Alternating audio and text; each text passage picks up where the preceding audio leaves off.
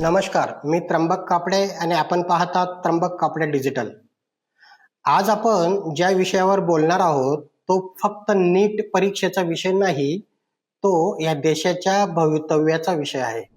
आपल्या मुलांच्या स्वप्नांचा विषय आहे आणि त्याहून मोठं म्हणजे देशाच्या सुरक्षा व्यवस्थेच्या पूर्ण अपयशाचा विषय आहे.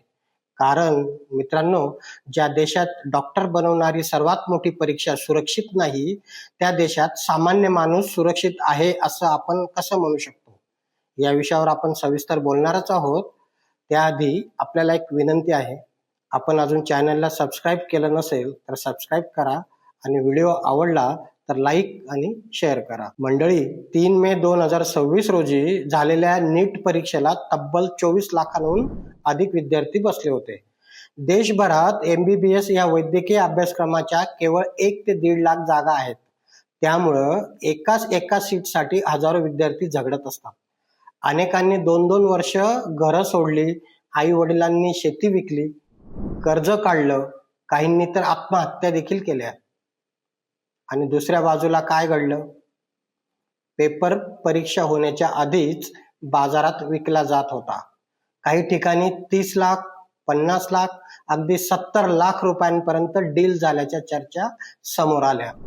बिहार पासून गुजरात पर्यंत, राजस्थान पासून महाराष्ट्रापर्यंत काही संशयित जेरबंद झाले आणि चौकशा देखील सुरू झाल्या. मग प्रश्न पडतो, हा पेपर फुटतो कसा?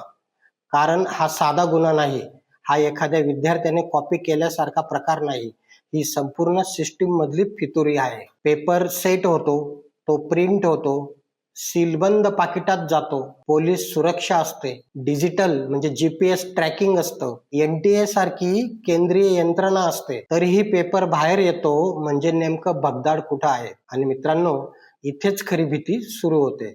आज पेपर बाहेर जातोय, उद्या देशाची गोपनीय कागदपत्र बाहेर जाणार नाहीत याची गॅरंटी कोण देणार? जर एखादं रॅकेट देशाची सर्वोच्च परीक्षा व्यवस्था भेदू शकतं, तर त्याच भ्रष्ट यंत्रणेतून देशात घुसखोर, बनावट कागदपत्र, फेक ओळखी, आर्थिक फसवणूक हे सगळं शक्य आहे असं म्हणायला आता पुरेशी जागा तयार झाली आहे. कारण भ्रष्टाचाराचं स्वरूप कधीच मर्यादित नसतं.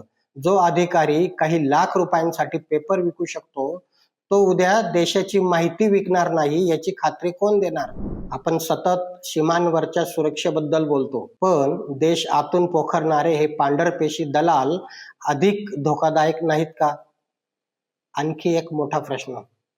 आज 50-60 लाख रुपये देऊन मेडिकलची सीट मिळवणारा विद्यार्थी उद्या डॉक्टर झाल्यावर काय करेल? तो समाजसेवा करेल की स्वतःची गुंतवणूक वसूल करेल? विचार करा.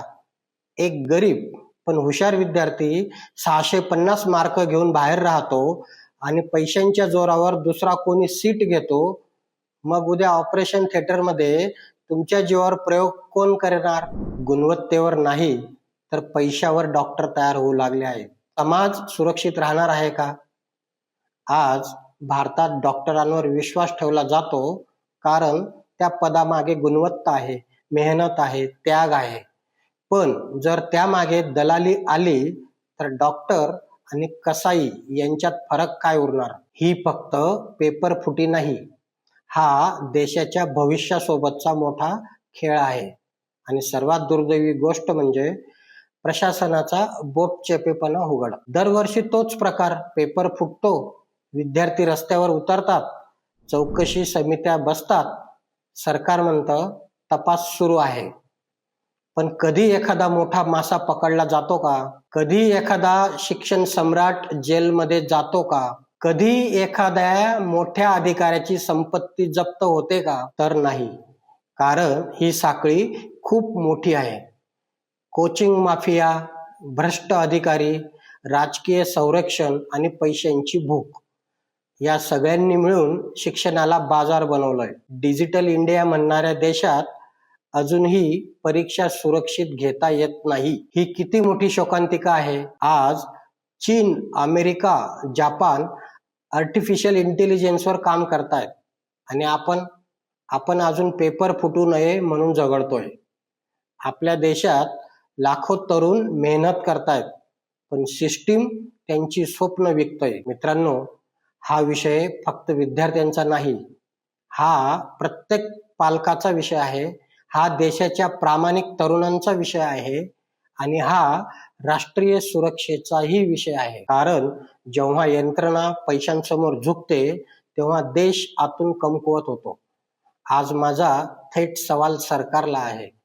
अजून किती काळ तपास सुरू आहे हेच ऐकायचं?